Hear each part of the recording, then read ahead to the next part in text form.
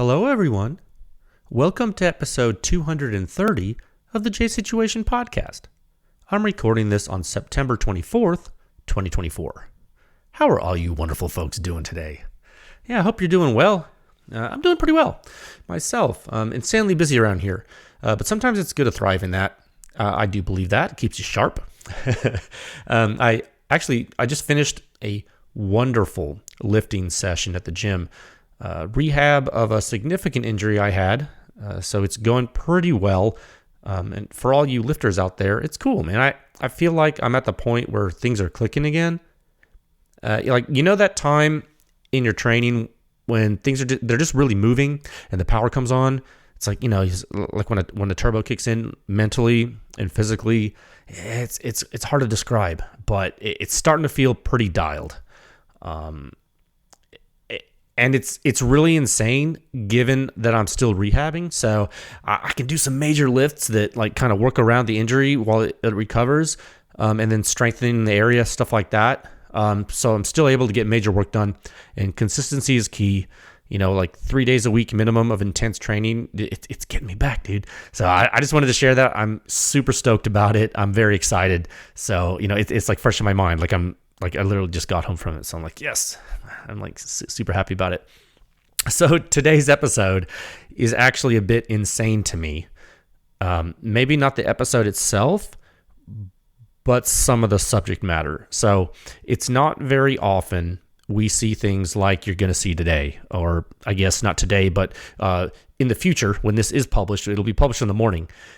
It's not too often you see this stuff. So accompanying this episode, we are publishing a white paper containing technical analysis of test results of the Combat Application Technologies CAT SCB1. Okay. This is a pistol silencer evaluated on the HK P30L hammer-fired, full-size, semi-automatic 9mm combat handgun with full-power Spear-Lawman 147-grain subsonic ammunition. Okay, this, ladies and gentlemen, is a significant event. I cannot express to you how significant this is for the state of practice if you're into pistol silencers. Okay, I will say that. So we'll hit that intro topic today, and then the technical deep dive, per typical, will be next week. If we have time today after the CAT SC intro, we're also going to hit listener questions. I do believe we will have time for that. And just giving myself an out just in case we don't. Okay. Now on with the show. Yeah. So if you've been here before, welcome back. If you're new to the podcast, welcome. And we're glad to have you. Yeah, there are timestamps in the episode description for you to skip to wherever you would like. Okay, but if you want to hang around with me a little longer, I'm going to quickly speak to you about the companies who make this podcast possible. For example, this podcast is brought to you by Legion Athletics, because nothing you do, exercise, sports, really anything, is worth doing without consistency, and you have to do things all the time if you want to be good at them. And Legion Athletics can help you with that. Okay, they got whey protein, pre-workout, post-workout, creatine, vitamins, minerals, all kinds of supplements. Do they have everything you need? Maybe not, but they do have a lot of it. Visit legionathletics.com. There's a link in the show notes. Code word PewScience to save 20% off of your first order. And if you keep using that code for double loyalty points, you'll get a net 10% off everything going forward with points using that code, no matter if it's your second order or your 100th order. Okay, get strong. It's important. I actually do practice what I preach. I do use supplements from them, and it's pretty awesome. This episode is also brought to you by Silencer Shop. That's right. Hey, they just made a new website. I was just on their website the other day. I was like, whoa, it's brand new. You should go check it out. They've done a lot, not only for consumers and the industry, but, for dealers, large and small, nationwide. Yeah, if you're a new dealer looking to get started in the space, maybe you can't hold a lot of inventory, or, you want low overhead, Silencer Shop might be able to help you out. You can use their kiosk, do your fingerprints and photos electronically, and in turn, you cut down on errors, you simplify your silencer purchasing process, you get a money-back guarantee. It's pretty good. No transfer fees, no paperwork errors. Just you and your silencer with no drama. Truly, silencer ownership simplified. And did you know that this episode is also brought to you by Top Gun Range Houston? We try to get sponsors that help every aspect of the folks that are listening, right? So if you're listening to this, you're probably into silencers. So if you're in the Houston area, even if you're just passing through, it's worth going to Top Gun Range. 15-lane indoor shooting range, largest firearm rental fleet in the whole state of Texas. You can rent all of the pistols and rifles and shotguns and machine guns, but you could also rent the silencers, which is huge. That's freaking crazy. Okay, I think that's awesome. Kyle and his crew there are pretty dope. You can check out their full rental inventory on the website at topgunrange.com. Give them a call. Maybe they have what you want. They'll arrange for you to come check it out and shoot it. Find them on Instagram at Top Gun Range. They're cool. Also, this episode is brought to you by Capital Armory. See how it's like multi-tiered? You guys are getting so much good stuff here. It is no secret that silencers are in high demand. The approval times are wild. So fast right now. So when you combine those two things, you might be looking for stuff and you might be having a hard time. But if you're a consumer, you need options. Capital Armory is here to help with that, and they have a unique twist on it. It's pretty crazy. Not only do they have a pretty large selection of silencers, and they help you with the painful paperwork, they can find silencers for you. They're actually really, really good gun and silencer enthusiasts. These guys are NFA enthusiasts. They're like you. The guys that work at Capital Armory are nuts, just like me, just like you. They do something where they can ship the silencer directly to you.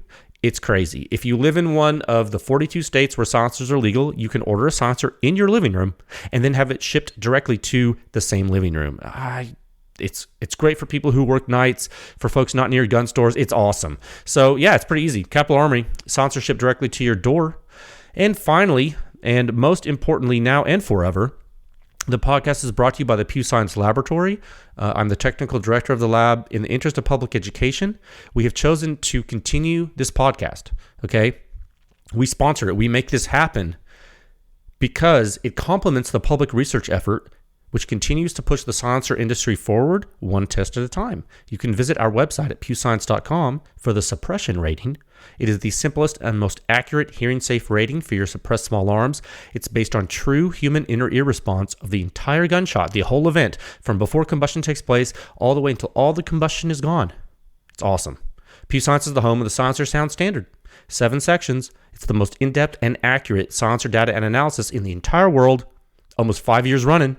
All available to the public 24/7 at pewscience.com, and you can support this yourself. That's right. You can support the podcast. You can support the lab. You can support Pew Science, all the public testing, by helping us by joining with a membership at pewscience.com. And there's a donate function too if you're not into like monthly stuff. You know what I mean? Every little bit helps. It's awesome. It really does keep the lights on, which is great.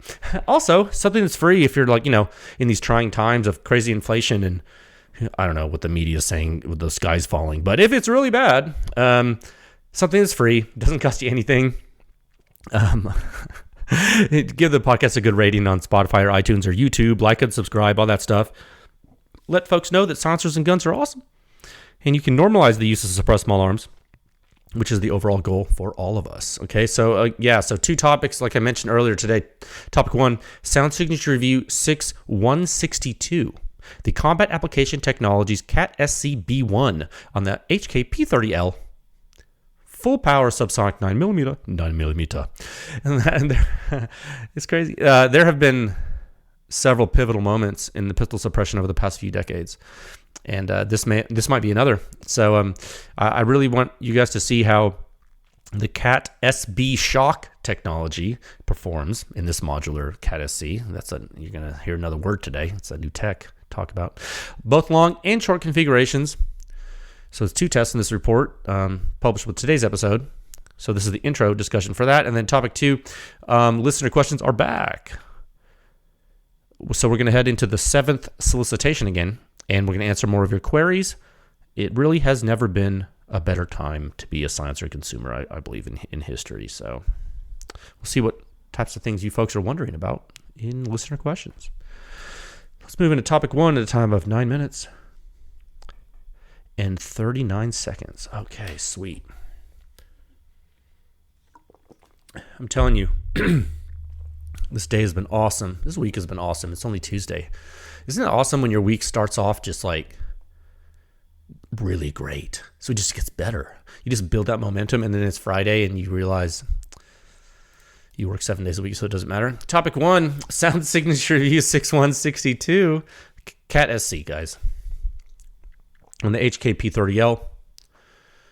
Yeah, full power, subsonic 9mm. Modular. So you get 2 tests in the article, the long and short. This is the intro discussion, okay? So we'll do the technical discussion this week. So, yeah, it's finally here, right? You guys have really been vocal about wanting this. So thank you. Thank you so much for your patience while we put this publication together for Kat and for all of you. Big thanks to Kat, as always, for trusting us to perform this testing and analysis. They definitely keep us on our toes, so we are grateful for the opportunity to showcase things like this. Always a pleasure. Really honored to be able to show you guys, because this is a big deal. Yeah, so I actually I really want you guys to understand how much I mean this. So I did think a lot about how I was going to speak to you about this silencer on the podcast. So if you're listening to this, chances are you've read at least one of our research publications, right? So you know that there's not a lot of room in our publications for emotion, okay? Like there's no joy, there's no anger, there's no frustration. It's just the facts, okay? I mean, even in the laboratory staff opinion sections of the articles, like at the very end, you know, the bold italics conclusions, even those, like we label those as opinions, but as far as opinions go, they're pretty straightforward. Okay, very evidence-based, very analytical. There's not really room for much interpretation there. Okay, that's typically, but you know, we do label it as opinion because it's not exact analysis. It's like a narrative, right? So if you've listened to the podcast like for any period of time, you know that one of the primary purposes is education, right? To explain how the silencers work in basically a different way than written technical language, right? So a lot of folks listen to the podcast because it helps them understand stuff better, right? That's fine. So another purpose of the podcast is not for you, but for me. It's a real-time research diary. Like this is cataloging a research journey that we started publicly in 2020, which started much further before that. Behind closed doors. And so that's another thing. That's another reason why we do the podcast, or I do the podcast. And then another reason, it's also a creative outlet. Okay. Like I get to show you folks like in real time what I am thinking and what experiences like we can share as the research happens. Right. So I get to be excited if I'm excited. Okay. I get to do that. So I like to have fun. And if you know me, like I certainly like to share my excitement. Like that's my personality. So, okay. I'm trying to like be as like fair and balanced here because people are going to lose their minds. And I just want to I'm going to give you the full picture. So to keep this civil and calm, I want to start by just giving you some quick background on the silencer. Okay, we're going to do the deep dive next week. In the intro, I want to let you know some basics. Okay, it's a traditionally sized pistol silencer for 9mm. Okay, if you consider traditional being like, I don't know, the past decade, because there's been some steps, and those of you who've been around, you know the steps. But I'm like, let's call it like, for the past decade or so, it's like in the size envelope that you would expect it to be in. Okay, like there's nothing crazy there necessarily. So it's like 1.38 inches in diameter. Okay, remember when we made the change to that? It was over 10 years ago. Okay, we're there. So there's nothing crazy. Now it's modular. Okay, also that's not necessarily new either. You've seen that happen. In the long configuration, this thing is 7.5 inches long. Okay. In the short configuration, it's 5.5 inches long. Okay. And when I say 7.5 and 5.5, I mean the length from the end cap to the base of the piston. Nothing crazy. Got it? So if you put it on your pistol, it's going to be a little shorter than that, right? Because it's going to move over the threads. So subtract whatever. You understand? You'll figure it out. But I'm trying to give you broad strokes. Okay, this is like objective. Like this is what this is. Okay, now it's 3D printed titanium. Okay, both sections. Okay, they connect as like a taper. When you screw it together, it holds it together. You can just use your hands. It's fine. It works mechanically like the pistol silencers you were used to using. Okay, so like with regard to piston and spring and how you clock it, and like things like that, for you folks that understand how pistol silencers work, there's nothing crazy you need to know there. There's really nothing crazy. There's some nuances that are in the article, but by and large, nothing surprising. Okay, you can remove the end cap, of course, right? You remove the end cap. You can then change it to the short configuration by taking off the module and putting the end cap on the shorter part, and you're done. You can use a wrench to take off the rear cap and the wrench flats on everything, except the tubes, which you don't need. Awesome. Simple. Okay, so these are the simple things that I just want to get out of the way because it's the intro discussion. You know, some people, maybe they think, I don't know what they think. Maybe they think this is like some kind of spaceship. No, it's built like a traditional pistol silencer would be built in that way. Okay, cool. Now, now that you know the basics, I want to get into the gravity of what you're going to see. Okay, you see how I'm doing this? I'm doing this very carefully because I don't want you to freak out. So I just want to briefly, I want you to understand some of my excitement. So the article that it will be published with this episode, if you're patient, the article has the hard facts and the hard data and analysis. Okay, so that's there for you. However, I'm going to tell you right now on this podcast that, in my personal opinion, the Cat SC may be the biggest step in pistol silencer suppression technology since the AAC Tyrant series, and it's not really close. Okay? And yes, I realize how big a statement that is. I would not be saying that if I didn't think it was true. Okay, this is the 230th episode. Okay? I would not be saying that if I didn't think it was true. Now, I know. I know. So let's get what? You want some context because you're upset? Let's talk. So I'm talking about pistols, guys, in the classical sense. Okay? I'm talking about semi-automatic handguns, semi-automatic combat handguns. Not in the legal sense. I'm not in the, I put a brace on this gun and it's a pistol. Like, no, dude. I'm saying Browning tilting barrel action handgun. Combat handgun. 9mm combat handgun. 9x19mm cartridge. Okay? Get it? Like, put the silencer on the gun. Put a mag in the gun. Chamber around. Do yard pop. Like, this is 9mm pistol suppression. This is one of my absolute favorite personal pastimes. Okay? And for those of you who don't know, I'm a suppressed 9mm pistol guy. Okay, always have been, always will be. It's my jam. A lot of people don't like suppressed 9mm pistols. Like, that's fine. You're not me. You don't have to be me. But I'm me. I like them.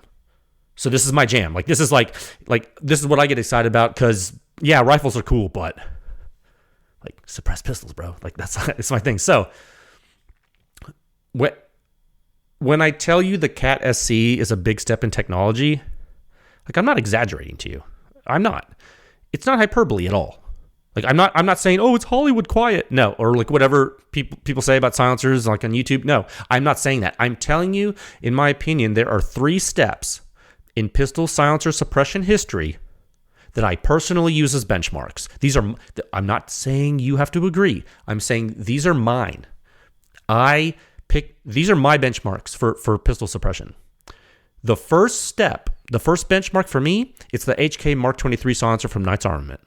Okay?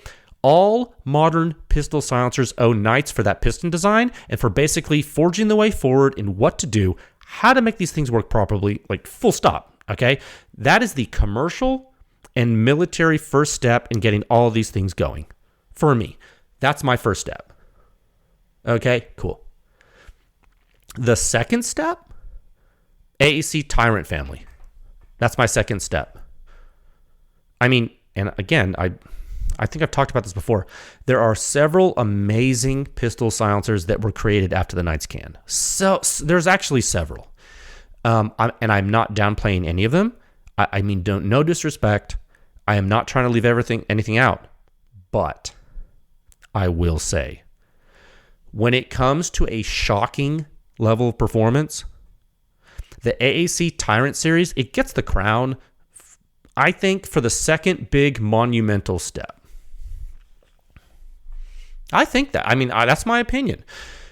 It is perhaps, and again, my opinion, it is perhaps one of the most optimized versions of K-baffle and K-baffle technology available to the public. Yes? Yeah? Would you agree? I think so. I am comfortable with that choice as a second step. I'm saying, like, I'm comfortable with that. Now, again, there are others. There are others in the mix, but that's my pick for the second step, AAC Tyrant series. Okay? Yeah. Yeah. I think so. Now, it's 2024, and for pistol silencer use, strictly in our testing and analysis experience from our data with full power ammunition, from me shooting the silencer and having tested a bunch of other stuff, not everything, but a bunch of other stuff, the Cat SC is step 3. That's my opinion. This is the next huge step that we see. Okay, you will see why I'm saying that when you go look at the data and you go look at the analysis. And until you shoot it, I'm not sure you're really going to appreciate the gravity here. Okay, I mean, I don't know if you're really going to appreciate. I hope you do. I hope the article does it justice. But I think when you shoot it, you'll understand. So, this is just the intro topic, and because I'm not going to go really deep technically, but I'm trying to give you the most industry and pedigree and technological history context that I can that's meaningful for you without like going super technical yet. So when we talk about making rifle silencers quiet, right? Like, it's impressive. Like, for rifles. Like, forget about pistols for a second. You talk about rifles, and you talk about making a quiet rifle silencer, it's cool. Like, you've seen some humdingers from us over the years in the publications, right? Like, at a basic level, even lower cost silencers from some smaller companies are absolutely crushing it in the rifle silencer game, right? They are. Like, you've seen things from, like, okay, who is it? Otter Creek, Liberty Precision Machine, CGS, Diligent Defense, Resilient Suppressors, Able Company. Those are all small companies, dude. I mean, tons of very small companies doing tremendous things. There's a bunch. I didn't name all of them. You can't name all of them, but they're doing great things. And excuse me.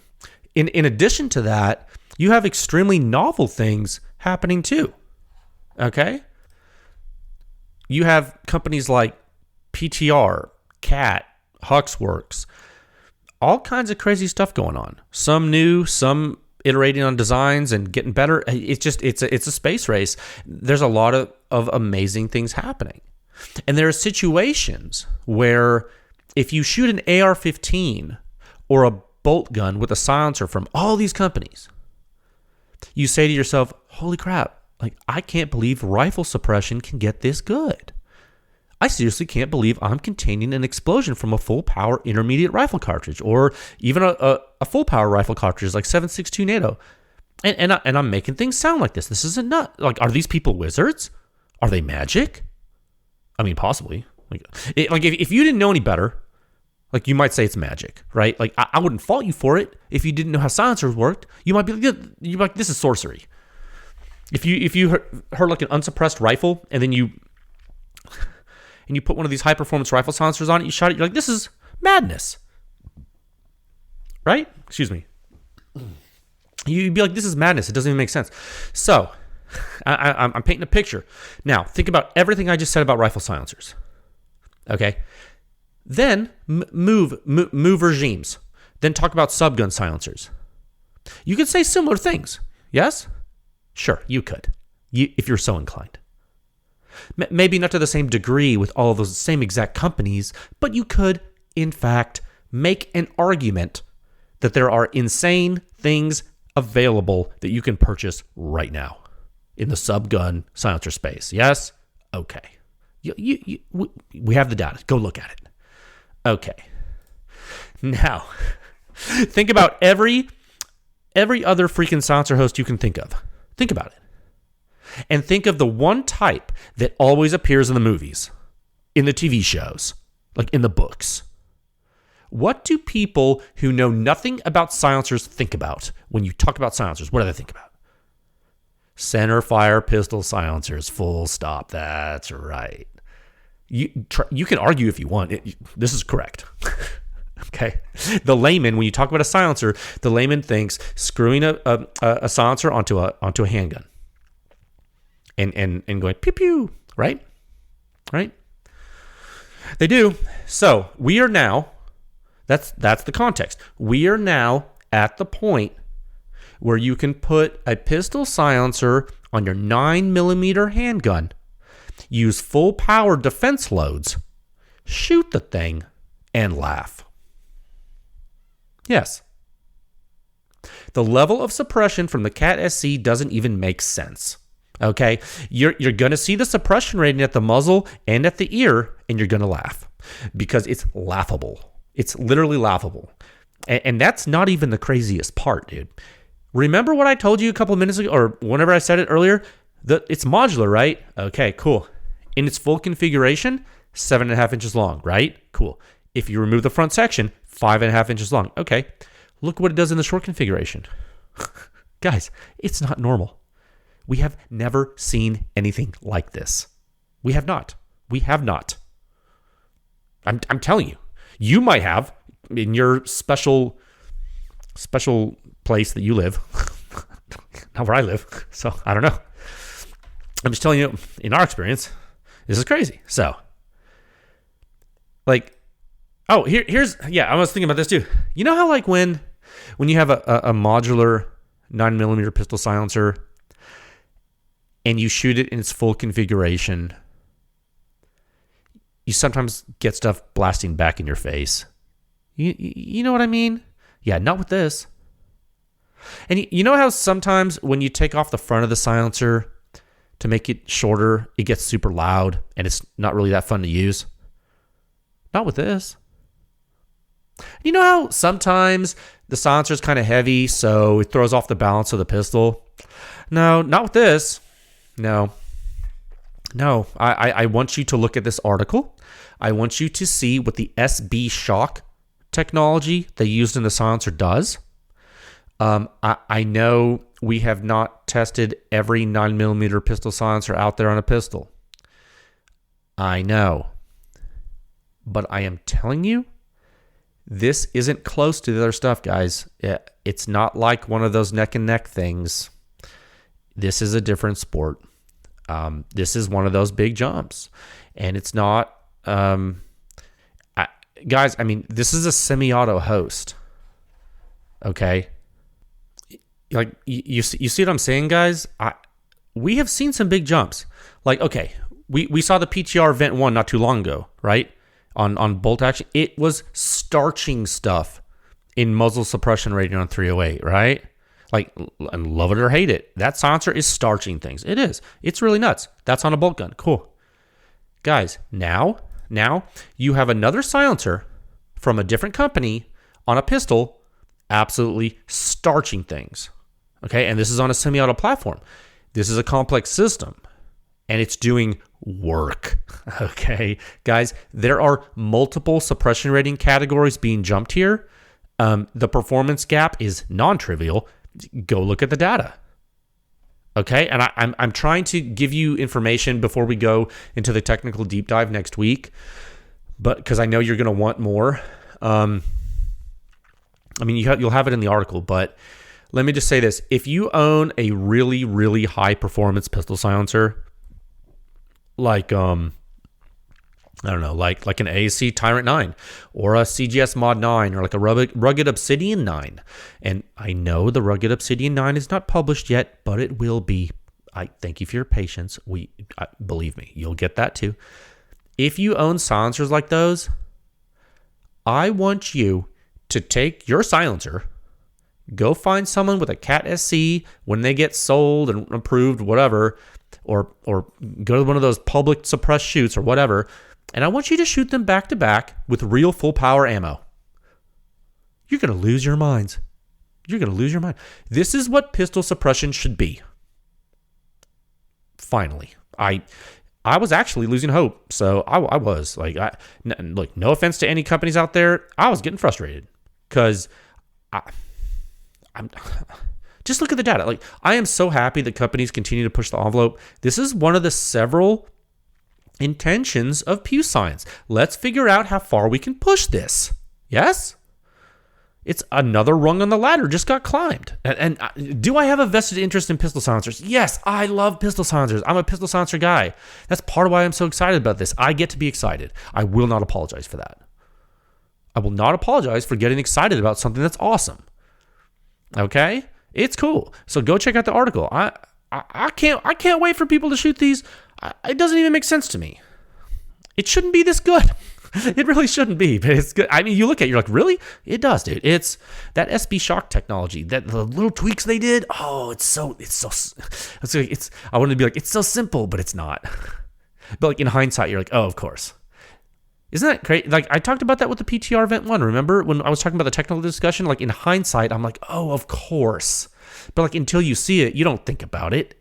But in hindsight, you're like, with the benefit of hindsight, a lot of this can be like, oh, well, of course, da-da-da. But it's like, but you got to be really careful of using hindsight like that, because if it was that easy, you would have already done it. So relax. Right? So you don't get that hubris, okay? This stuff's complicated. But when you see it, you're like, oh. And now there is some stuff in the Cat SC. I'm talking, even if you cut this apart or like whatever, unless you really know what you're doing, you're not going to, it won't help you. But I will say, like, there's some humdinger stuff they did in this thing. And I think it's so slick.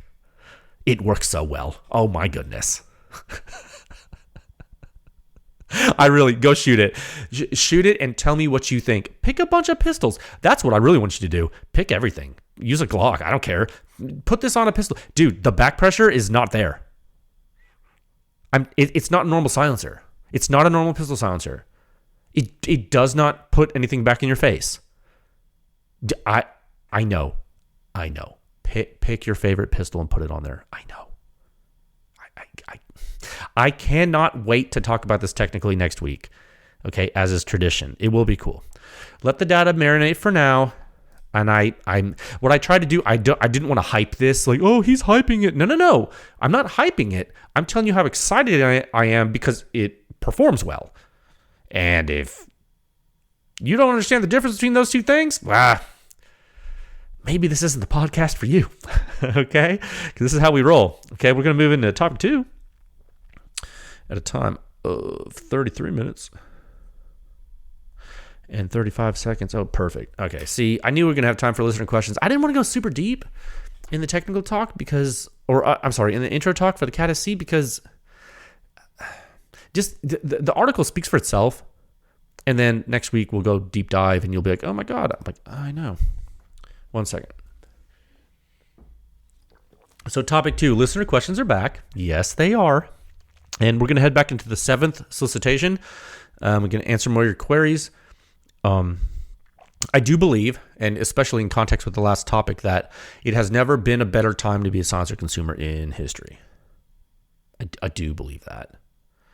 And I love to answer your questions about things that are related to that.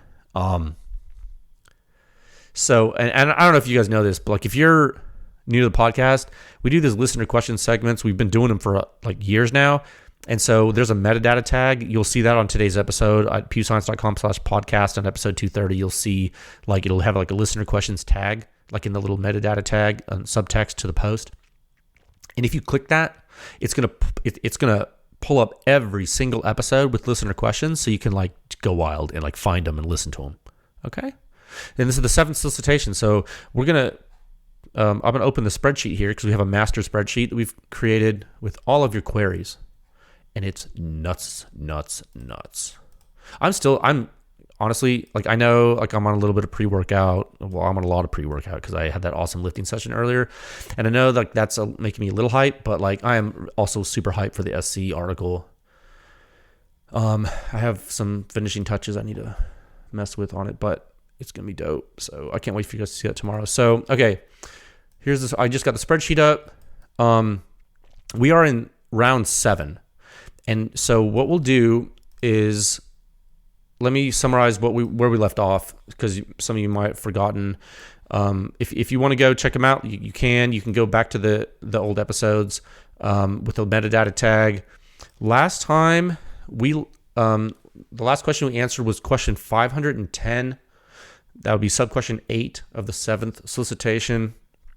And the question was, please explain what makes Glocks bad suppressor hosts, and even without a can, why you prefer others. And that's like I give a really long answer to that.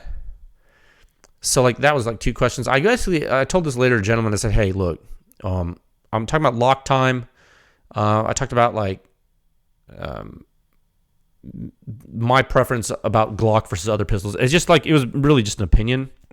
It was factual, talking about why Glocks are sometimes not good silencer hosts. That's for traditional pistol silencers though.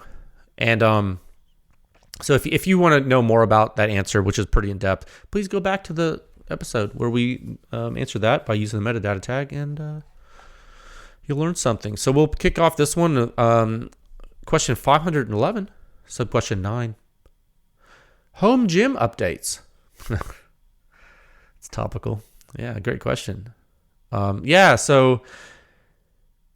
that's a good question. So, so I talked about in the intro, I did have a significant injury, and actually it was around April of this year. It wasn't lifting related, but I am in physical therapy right now, and rehab's going very well. And then, so I actually will be building a home gym, but as of right now, I'm actually still lifting at the powerlifting gym where I have trained for a long time. I do sometimes like the separation of home and gym. It gets me in a little bit of a different headspace, I think. And so, like, and that decoupling for me can be helpful. Like, for me, okay, not everyone's the same, right? But everyone's different, especially with lifting.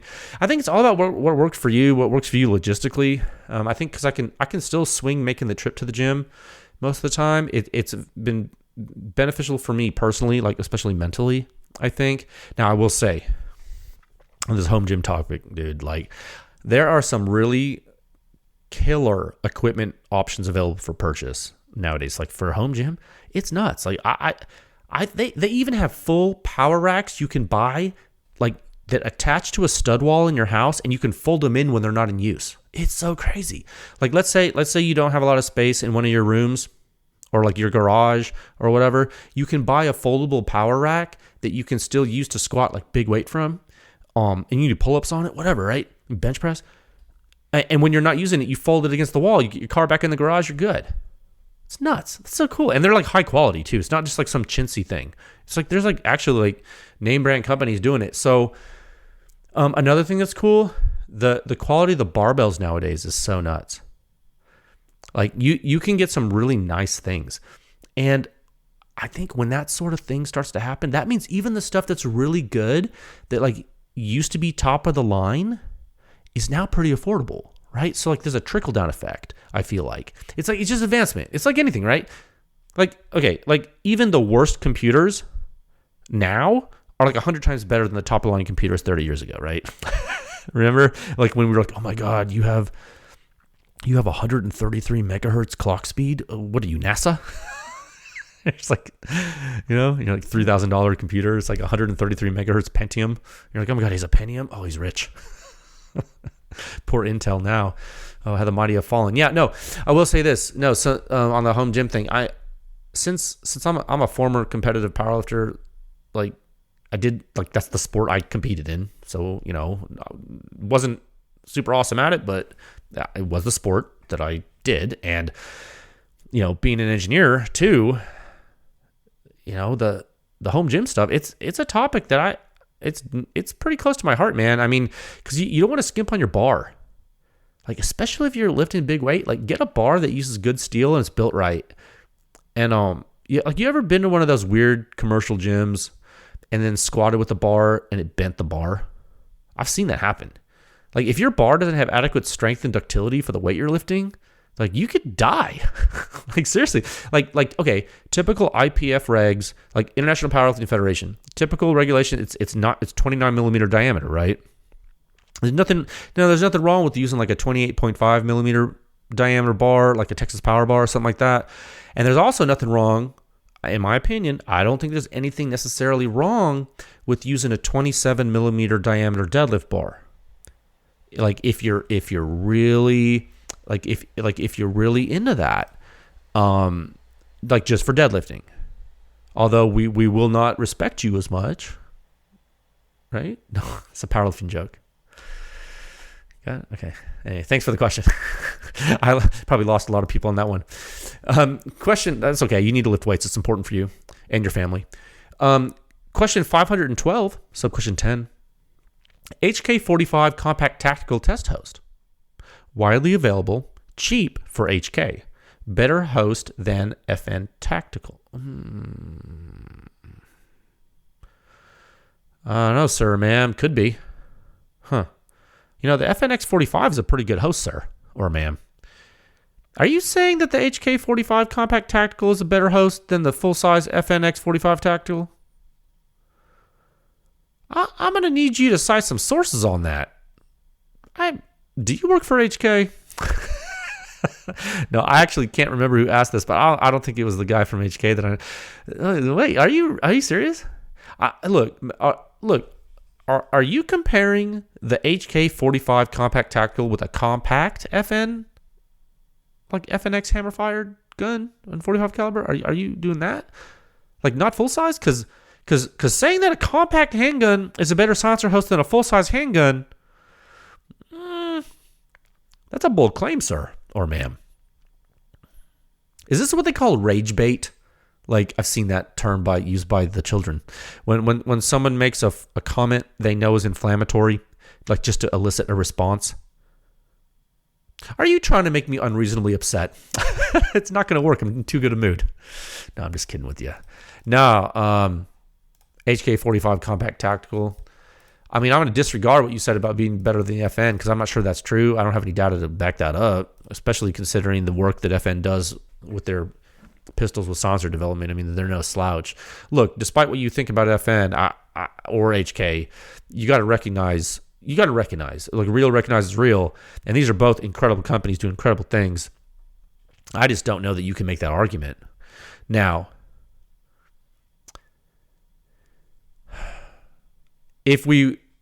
I don't know that we'd use a compact 45 host for a test. No, we'd use a full size gun. I just don't think you do a compact one. I don't think that's the answer. Would it be cool? Yeah. But guess what? I'm going to say something. It might make you mad. It might not make you mad. But the HK45 compact tactical, I have heard of those having failures, mechanical failures, meaning fractured material suppressed. So I don't know that that's appropriate for long-term suppressed use. Is that a function of the silencer too? Yes. Do we have the data to show what should be used on it? No. Do you? No. I'm not saying you're going to break, but I'm saying it can. Be careful. Question 513, subquestion 11. What is the plan to move forward on research into alpha and omega? Oh. Okay, so this gentleman, I know who asked this. Thank you, sir. They're asking about like the omega parameter, which is in Article 640, and then the alpha parameter, which defines the pressure and impulse state in the time domain in the right outside the muscle orifice. So these are both research parameters. Alpha's unpublished. Omega is published just because like it's like easy to compute for everybody, and I thought it would do some good, but people tend to end up using it without understanding it. So like I don't really like you want to like hang your hat on it for everything. I will say, okay, the way I'm going to answer this is it's tabled for now to focus on catching up on some other things. Thank you for asking the question. And, actually, I will tell you this, though. So related to this, some of my colleagues were just at a conference talking about some of this internal ballistics, and gave us a few ideas to move forward for like public stuff. But really, guys, time is a limiting factor at the moment. And so it's just you're not getting anything right now. I'm sorry. So thank you for asking the question. It's a really important question.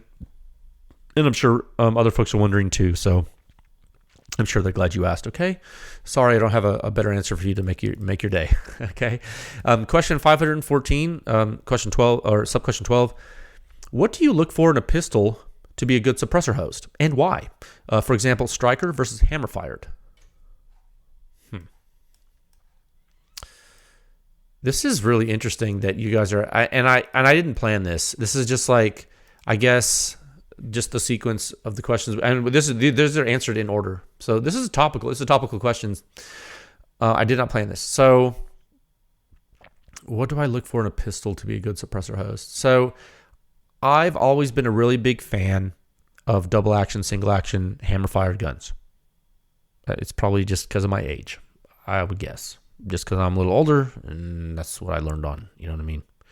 It's what I learned to shoot on. So it's probably why I like them, I guess. I don't know. I never really thought about why. But I was introduced to the world of the HK LEM trigger after that. And I guess you could probably call that a double action only, but it's pretty light. And that HK P30L that ended up being a test host, so it's like basically not mine anymore.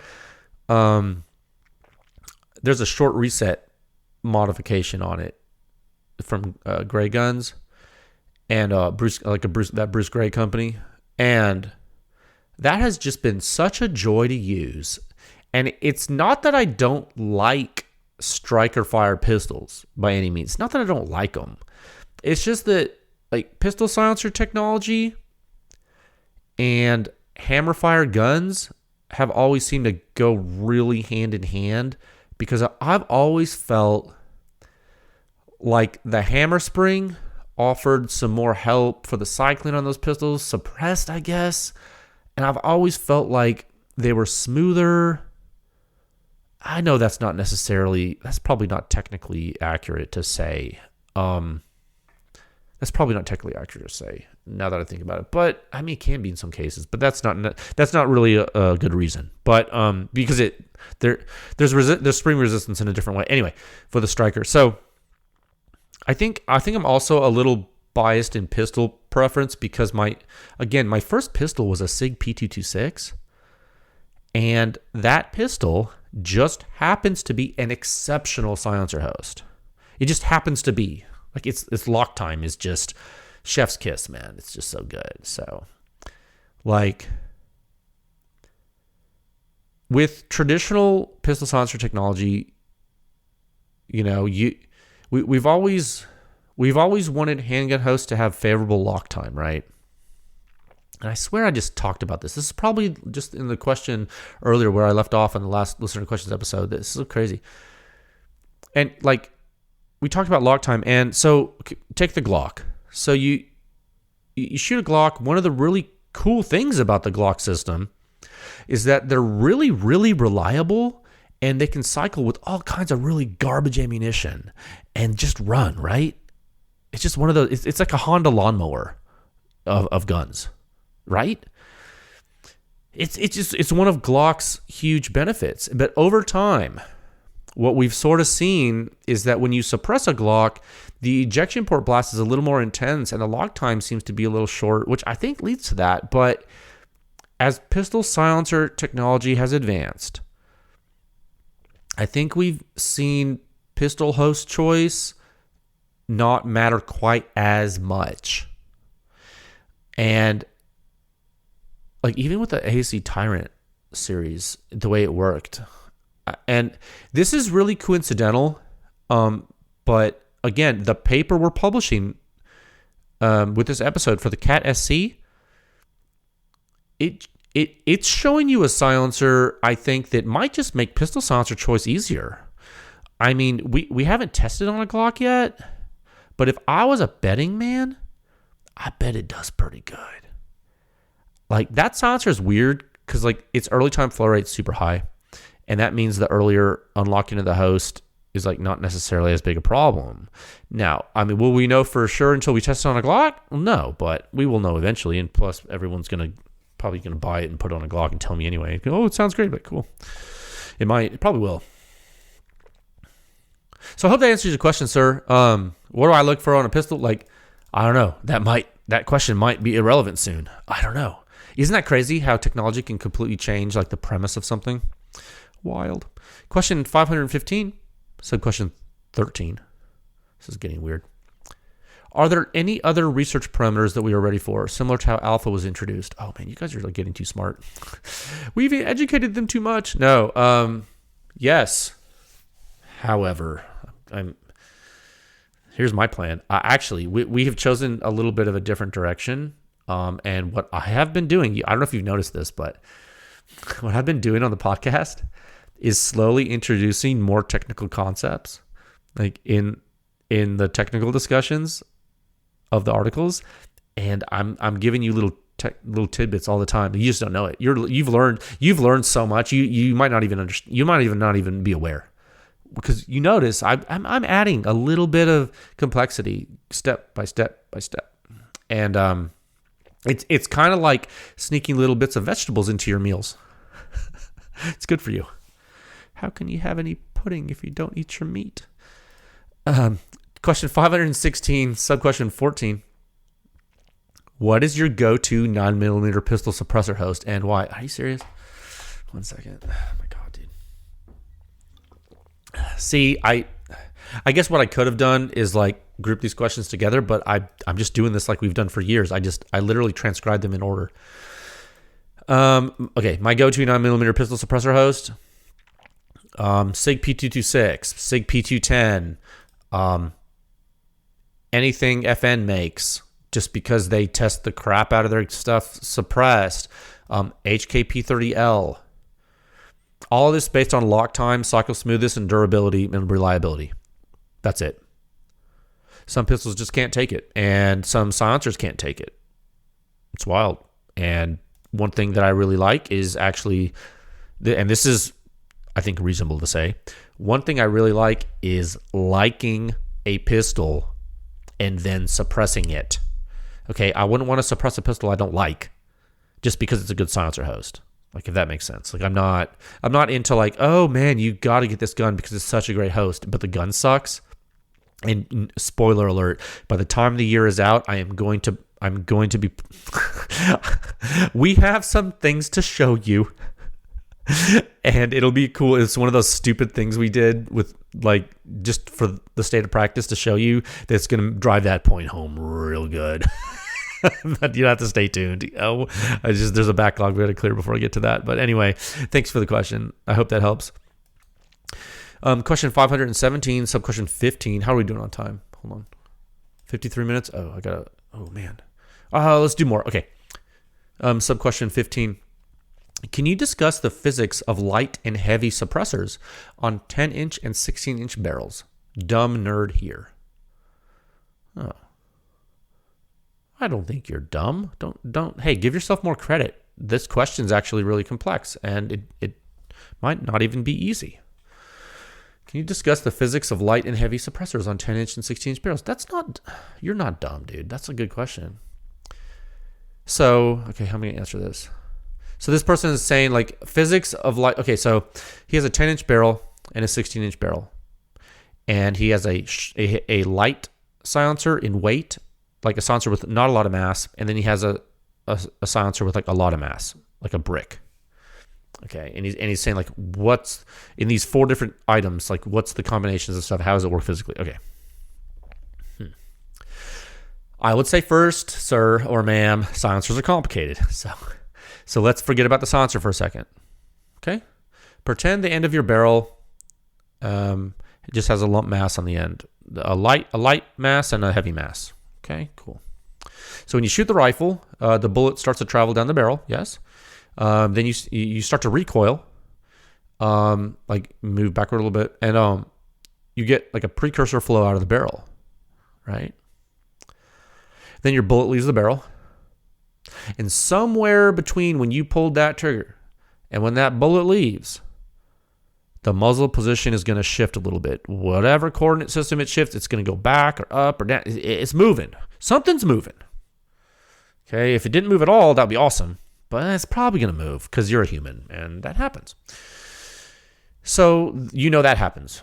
Okay, cool.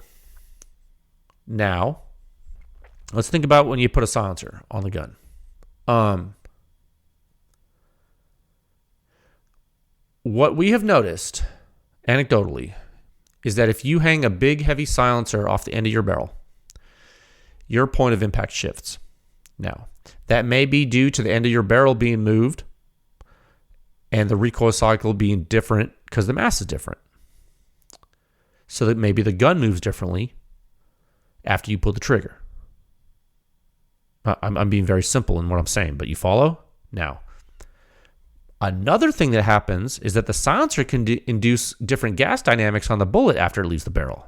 And that will move the bullet, which moves your point of impact.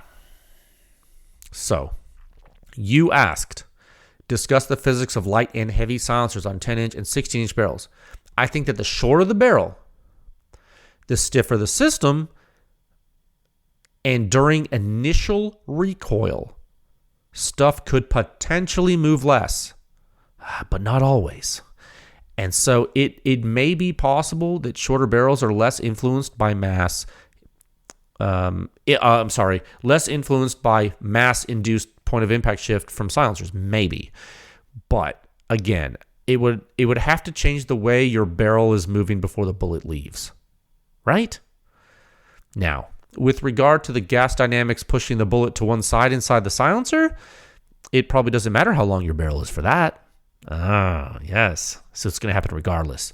So you see there's some nuance to this answer because you're like, well, what's the physics of light and heavy silencers on 10-inch and 16-inch barrels? Well,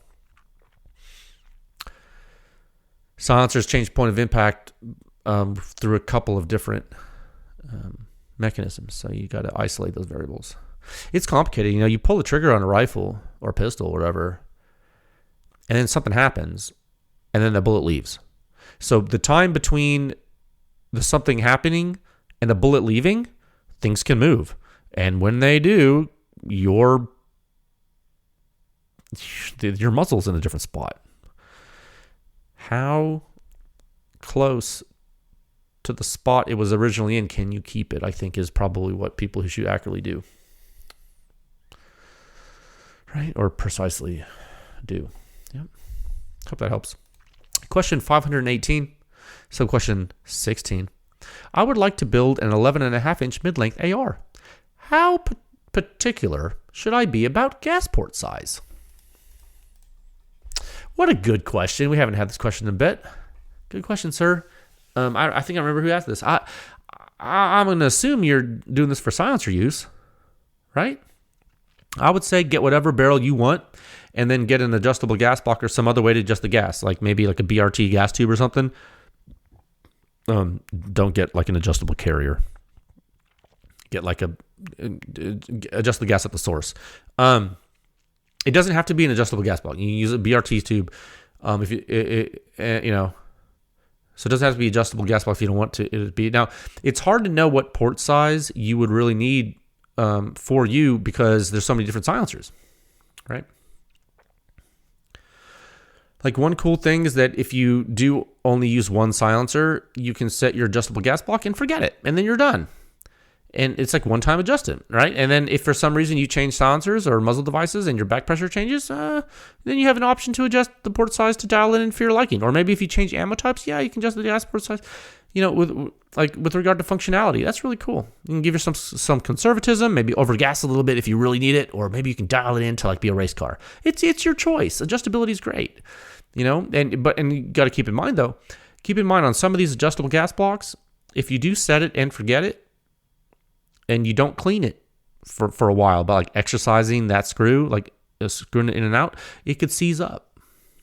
So just a note, okay? So like it's relatively easy to prevent that with maintenance. I think if you clean your gun and maintain it, I bet you'd be all right. It's not the end of the world. Okay. Hope that helps. Question 519, sub-question 17. Any updates on the 7.62 gas gun host? Knights, LMT, or some other brand? Oh, you're going to make me spill the beans. Now, I'm glad you asked. We have successfully procured a Knights Armament SR25 lower assembly from Knights Armament. So we know that lower assembly is made correctly and ready to rock. We have not yet decided on an upper or uppers. So that is next. One of the challenges with the AR-10 platform was picking the correct platform. We feel that the Knights platform has a pedigree and quality that would be good for test use, and we have no reason to think otherwise at this time. If we do, however, discover something about that lower assembly that is less than optimal, we will, of course, discontinue its use immediately. And the jury is still out on the upper. So we are thinking 14.5 for several reasons for 308. It would be different enough from a 20-inch and similar enough to M4 on 5.56 to do some wonderful comparisons and contrasting of different. I mean, just think about the data utility and really what that means, like physically, right? With the physics and the phenomenology we're studying, think about it. I think 14.5 could have some amazing benefits. Now, the same could also be said for 12.5, but let's not get too crazy. Okay, I think 14.5 seems more reasonable. Okay. It's not final, but you asked for an update. There's your update. Question 520, sub-question 18. Are $1,500 plus cans the new normal? No, I don't think so. I definitely don't think so. I think there's a ton of silencers, like you said $1,500. I think there's a ton of silencers, a third less than that in cost that are really great, like in the $1,000 range, I think. I think there's also silencers in the $500 range that are really great, which is like a third of that. I think it all depends what you need from your silencer, what you're trying to do. I think there's some incredible technologies out there. I do think that 3D printing is showing some huge benefits lately. We continue to see amazing things being created. It's really cool. It's really neat. It's really neat to see options, and those are the types of silencers that are probably going to be a little more expensive. Is that a bad thing? I mean, it depends. I see it as a good thing because as technology advances, everything gets elevated. And even the most primitive stuff becomes pretty good. Rising tide raises all ships, remember? That analogy works everywhere. Okay, we got an hour and 2 minutes. Okay, we'll do one more. How about that? We'll do one more. 1 second. Oh my goodness, it's getting late. Oh man, he's crazy. Okay, one more question. Question 521, sub-question 19. With flow optimization, is the market moving back to specific host silencer pairings? Moving back? Sir, how long you been in the silencers? I mean, are you like super old school? I mean, are you thinking like, oh yeah, Psionics can on a Mac, it was like peanut butter and jelly? Like, I agree with you. I think that's cool. But I mean, silencers haven't been specific to hosts in a long time since like, but I mean, hey, I know what your question, I get the thrust of your question. Let me repeat it. With flow optimization, is the market moving back to specific host silencer pairings? I'd say I wish they would. I say some things sometimes. I think it bothers people about this, but it's just because I've been around silencers longer, and a lot of people are new to silencers and they get mad, and it's fine. Like, seriously, like I made a comment the other day on social media, just in passing, that like got a lot of people riled up. I mentioned that I thought hub was a mistake. I use that shorthand notation when I said that. I mean, it was in a social media comment. What I meant completely is that it was a mistake in implementation. It's really awesome how we have all of these options to mount our silencers, right? It's obviously great. Like, the common sense would tell you, of course, that's cool. Sure. But at its core, what did a universal back-end becoming common due for everything.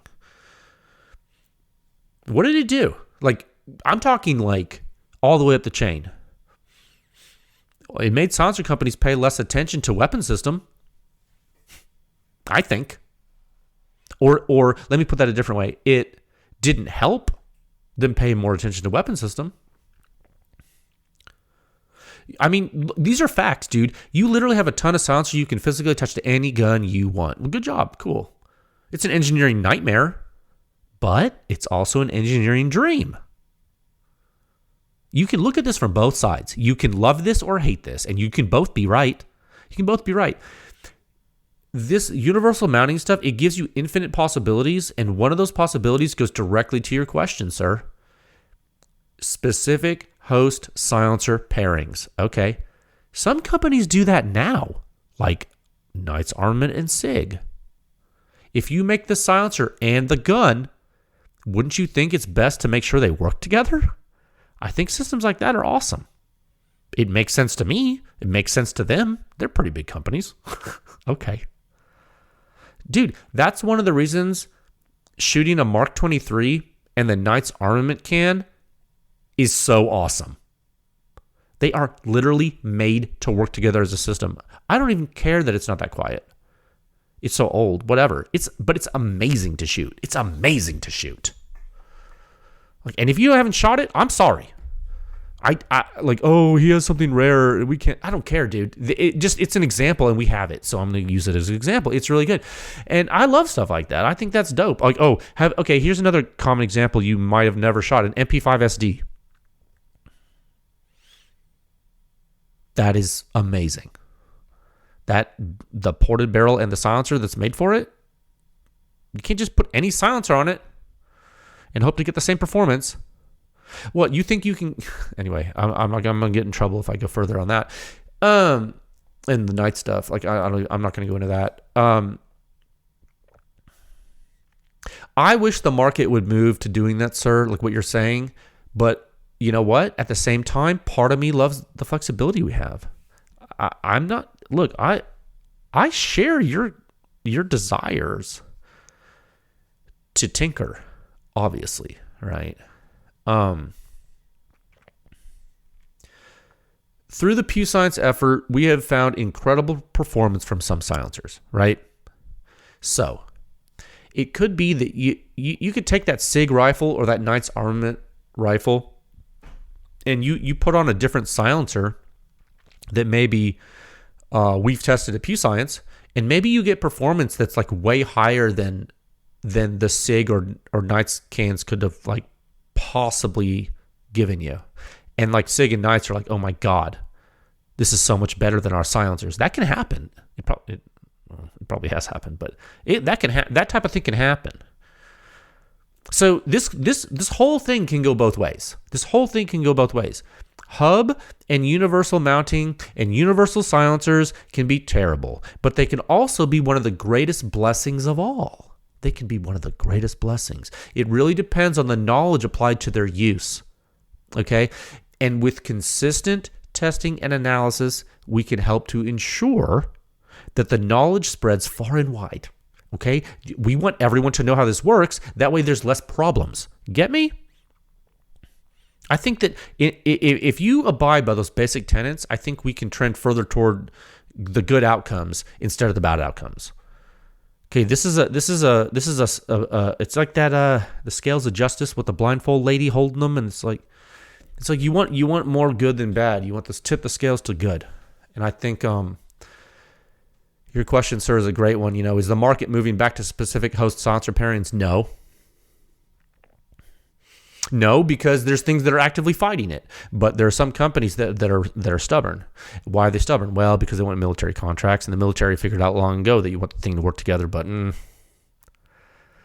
there's that push and pull, and the consumer silencer industry is pretty big and pretty influential, and it's pretty innovative. And there's a lot of cool tech coming from the consumer side. So the answer is yes and no, and we'll see how it goes. This is a good session. We're going to highlight that row, and that will complete our session today. Very good. I highlighted that. So that's 521. We'll the next listener questions episode we'll hit 522, and we have a humdinger bunch more. Save that, close it, and we're finished. Very good. Okay, so that's okay. We made pretty good time. That is all I have for you today. Please check out the article that is live right now. If you are listening to this after 0700 Central Time or so, approximately. That article is live right now on the CAT SC. It contains 2 tests, 1 test in the long configuration and 1 test in the short configuration. Okay, it's pretty nuts. We'll be back next week to speak technically about its performance and talk about what makes it tick. Okay, stay safe out there, friends. I'll talk with you folks again soon. All right, bye.